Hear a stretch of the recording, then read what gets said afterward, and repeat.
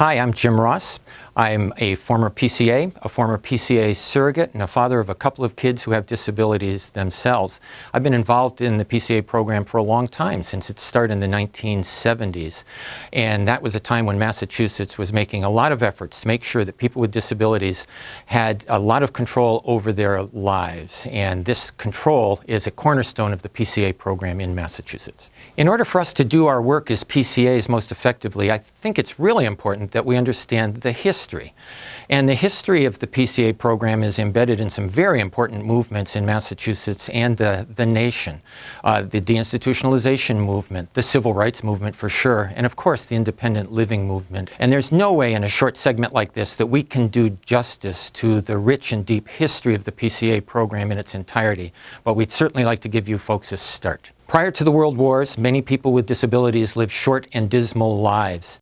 Many of them lived in institutions. Right here in Massachusetts, for instance, the oldest institution in the Western Hemisphere, Fernald State School, was founded in 1848. During the World War, medical advances were rapid. At the end of World War II in 1946, many soldiers who would have previously died returned to the United States. These battlefield medical advancements were expanded upon back in the United States and were used to save the lives of many people with disabilities and chronic illnesses. But oftentimes, these folks back in the United States were forced then to live in institutions, nursing homes, and other sorts of facilities. But many of these people with disabilities began to resent the fact that they were kept out of the community, out of jobs, out of schools. And so they took a page from the civil rights movement, from people of color, and they began to advocate very strongly and stand up for themselves. Interestingly, many of the early programs that set the stage for people with disabilities to be more in control of their lives came not from disability-specific programs, but from programs for the poor.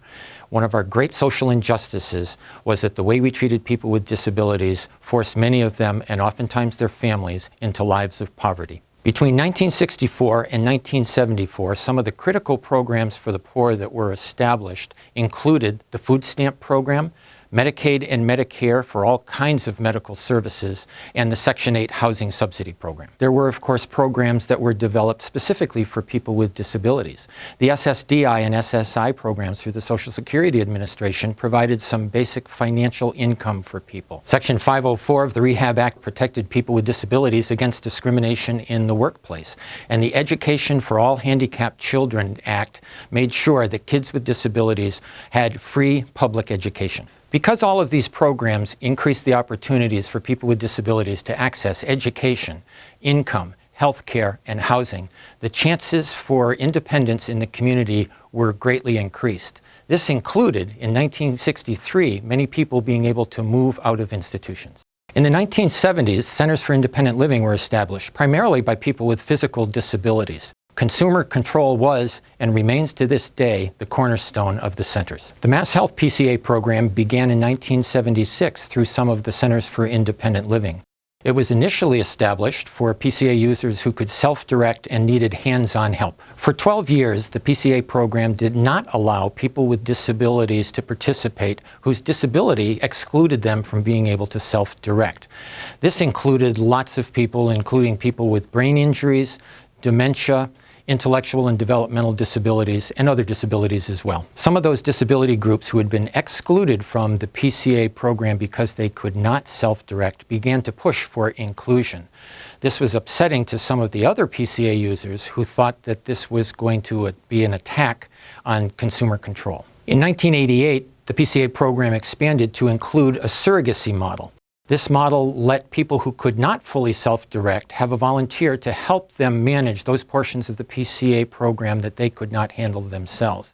The availability of the surrogacy model prompted great growth in the PCA program. In fact, today, more than half of PCA users use the PCA surrogacy model. Initially, PCAs were paid directly by their PCA consumer from funds that they received from Mass Health.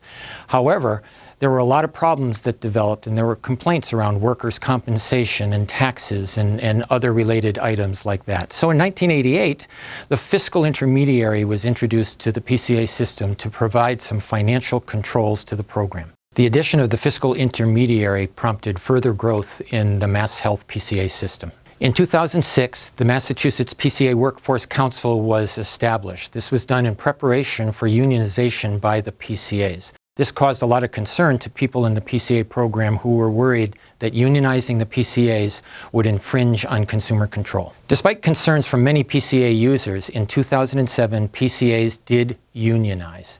The PCAs are not allowed to strike. In 2013, OneCare passes, and this really clarified some of the issues around health care for people who receive both Mass Health and Medicare.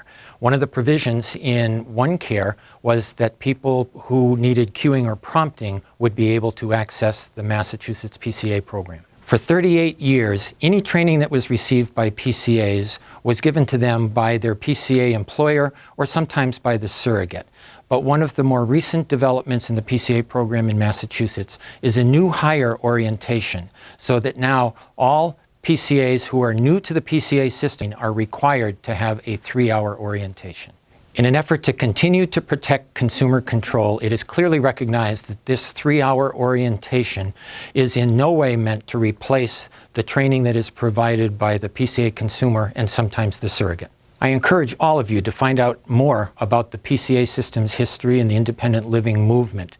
There's a lot of stuff that was not covered in this short video today.